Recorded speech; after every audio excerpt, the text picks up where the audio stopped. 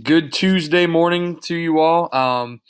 So today might not be, as you think about it, the most glamorous day in the process of writing an essay. However, for those of you who have kept up, today is probably going to be the most important day when it comes to turning in an essay that is polished, an essay that is really well written, that is really well done, and something that you're proud of. Okay.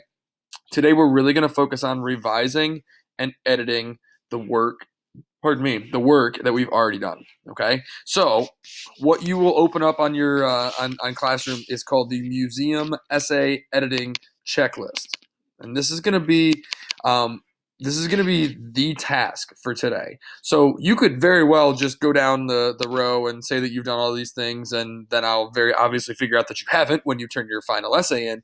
But what I want you to do is use this as a checklist where you actually go through line by line and make sure that you've done some of these things or done all of these things, because this is going to make sure that you are as successful as you can possibly be on this essay. So for those of you who have kept up and this is the spot you're at, this is the next step. So what I said here was this list is intended to help you avoid some of the most common mistakes in your essay as you edit and improve. Put an X next to each statement after you've made sure that that statement is true.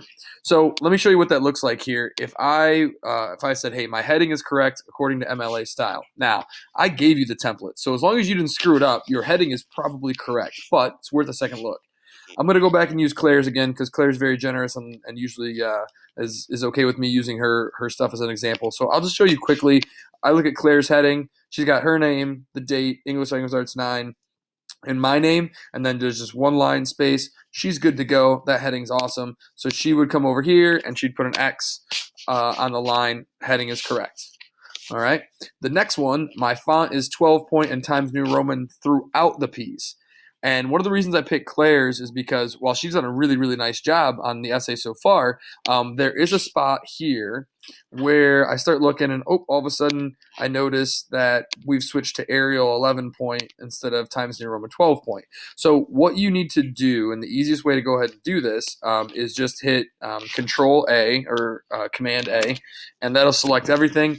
And then you'll go up and you'll change to Times New Roman, and you'll change to 12, and that'll take care of it across the board. So that one's a pretty easy fix, but I did see, especially for those of you who were pulling from your organizer or from your planner, and that might have been in a different font, so make sure that everything is in Times New Roman 12 point font. So if you got that one done, then you're going to go ahead and boop, put an X there.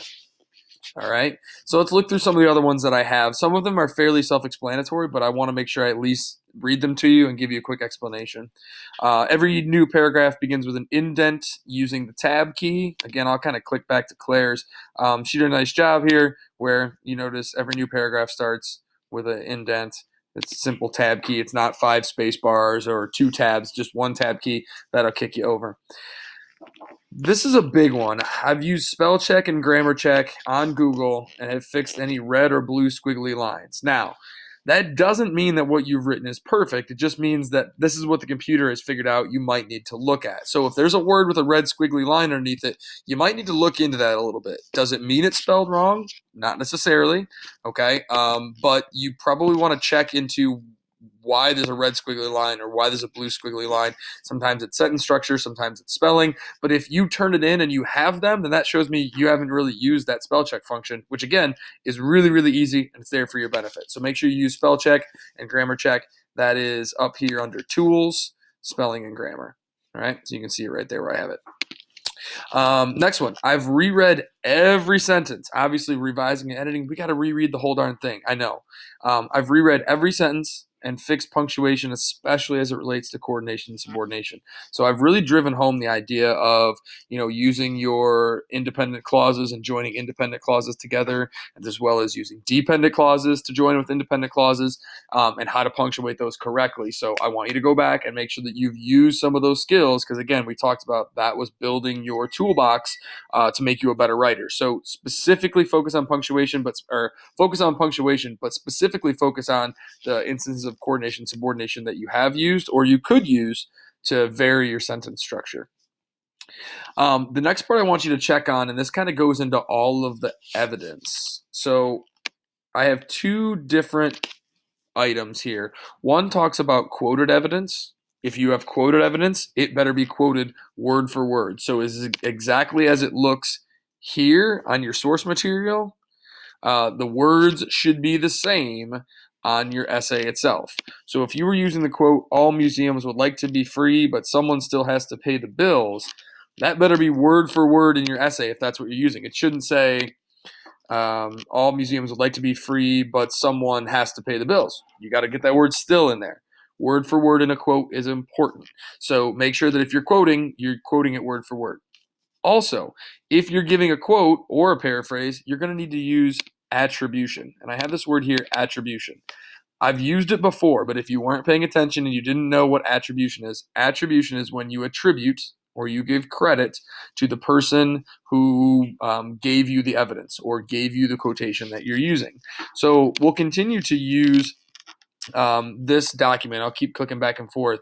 For example, if you said we took that 2.7% risk, Anderson said, we said the arithmetic isn't worth our current policy if the impact of going free could be so much more valuable to us.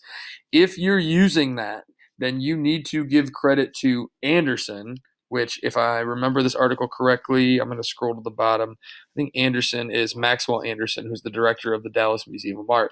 So you might have to say, according to Maxwell Anderson, and then you use that quote, we took 2.7% risk. We said the arithmetic isn't worth our current policy if the impact of going free could be much more valuable to us. So that attribution is key. Who said it? Here's where students get really screwed up. This article is written by the author, Steve Johnson. Steve Johnson wrote this piece, but in writing this piece, Steve Johnson did a lot of interviews with different people. And that's why you see different names in here, such as Elizabeth Merritt, okay, or as Maxwell Anderson, or Deborah Kerr down here. So it's important to give credit to the right person. If the words belong to somebody who was interviewed, like Deborah Kerr, Maxwell Anderson, Elizabeth Merritt, then we need to give that person credit because they're the person who's providing that evidence. But if the evidence comes from Steve Johnson's article, then Steve Johnson gets the credit, and you would say, in the article, More Museums Skip Admission, Johnson says. So make sure that you're giving the right person credit, and that goes along for the quoted evidence and also paraphrased evidence. Remember, paraphrasing is when you use the spirit of what the person is saying, but you don't quote them directly. If you're going to paraphrase, make sure that evidence correctly interprets what it's saying and also has attribution. So one of the biggest things I want you to look at here, obviously I want you to pay attention to every checklist item that I've given you, but I do want you to make sure, have I used evidence correctly? Have I quoted evidence correctly? Have I given attribution correctly? Because that attribution piece is big. The next part that I have is I've used both source articles. The assignment called for you to not rely on just one. I think this is one of those topics and one of those source sets where it's pretty easy to get evidence from both. There's a lot of evidence on both sides for both, so that shouldn't be a problem. But if you're only relying on one, then you're not achieving what I need you to do, which is using more than one source. When I use the title of either source, I've put the article title in quotation marks and capitalized it correctly. Obviously, article titles are in quotes. So if you are using the article title, More Museums Skip Admission, or Should Museums Offer Free Admission to Everyone, those are going to be in quotation marks, capitalized properly, and punctuated properly. The next one I have is I've used my best capitalization skills throughout the piece, using knowledge of proper nouns and names and anything that should be capitalized. That's that daily language review practice that we did for the whole third quarter in practice. Make sure if it should be capitalized, it's capitalized. That's the stuff that your teachers, since you've probably been in kindergarten or first grade, have been telling you to do. Use those skills. Here's one that I've seen throughout a lot of essays that I've looked at. We're using I, we're using you, we're using we, we're using us, we're using pronouns that don't have an antecedent. Remember, an antecedent is what the pronoun refers to. So if I said Jim is walking down the street, he is wearing shorts. He is the pronoun, and the antecedent is Jim because he refers to Jim. If you're just saying I, or you're saying you, or you're saying we, or you're saying us, and you don't have any sort of antecedent to that pronoun, I need you to get it out of there. The easiest way to do that is to hit Control F. That's the find function, and type in those words. Right? Type in you. Oh, I have a bunch of them. Type in your. Okay. Type in us. Type in we. Type in I, because you're going to end up finding all of those in the document, and you got to get rid of them. The next question you're going to ask is, well, Mr. DeSlover, I don't know how to get rid of those. Most of the time, it's really easy to get rid of those because you're saying things like, I think that museums should charge admission. Get rid of it. Say museums should charge admission. That makes a stronger statement anyways, and you're taking the I out of it.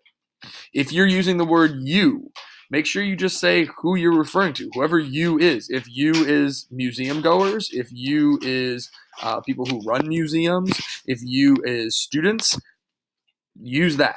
Okay, so get rid of those nondescript pronouns. I want them out of there.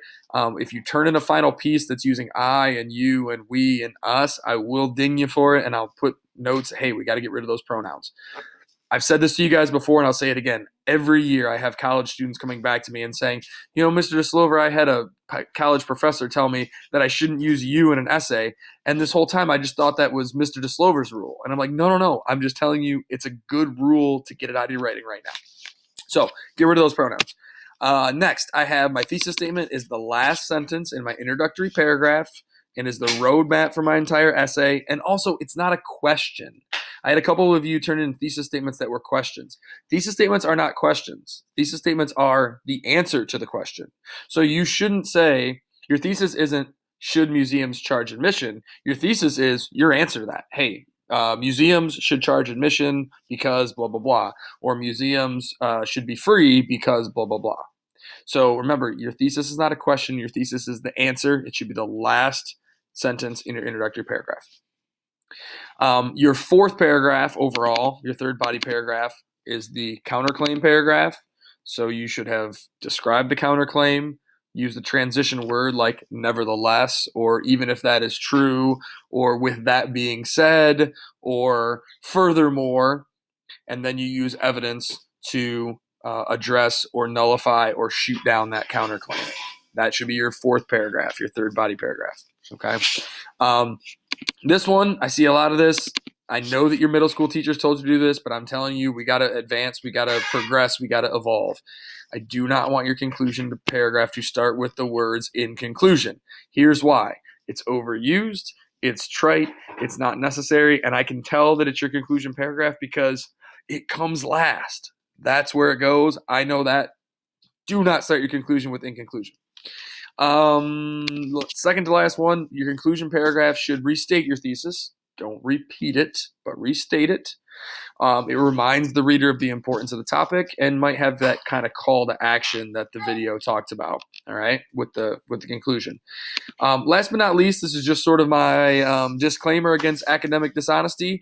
All the work in this essay is your own. Unless it's evidence that you're using, this should be your own work, your own words. You're showing me your ability to put together an argumentative or persuasive essay. Considering that I've kind of done the hard part for you by giving you the source material. All right, because basically what we're doing here is we're simulating a research essay where I would give you the question and you would do some of the research, but I just took the hard part out of it for you and gave you the research like they do on the Ohio State tests. So if you have completed and gone through all of this, and trust me, this is not just like a 2 to 3 minute thing. This is going to take you a while. You're going to need to work through the editing and the revising process, and you're going to need to make your essay better than it is. A lot of you have a really good start, but even those of you who have a really, really good start have work to do. We can still make it better. The ones that I've looked at, some of them are, they're fixer-uppers. Some of them are good looking, but they need some polishing just to kind of put the bow on top of the present. Okay, so make sure that you're putting some work into this checklist, because if you can go through and really honestly mark an X next to all of these, you're going to do a really, really good job on this essay, because you will have satisfied a lot of the main requirements that I'm looking for. So I'll try to give you guys feedback on your documents. If you have not been turning things in, make sure they get turned in. I'm trying to keep up on Power School. If you have something that's missing, you have something that's a 0, you have the opportunity to turn it in. You have the opportunity to turn it in late. Just let me know when you've done that so I can get it checked in into Power School and give you that credit. That's all I got for you today. Should be a pretty straightforward day, but use this checklist, please. It not only makes your life easier, it makes my life easier. Because if I don't have to worry about all these little things when I go to score and assess your essay, I'm going to be in a really good mood. And teachers in a good mood usually give better grades. So enjoy your Tuesday, and we'll check back in tomorrow on Wednesday.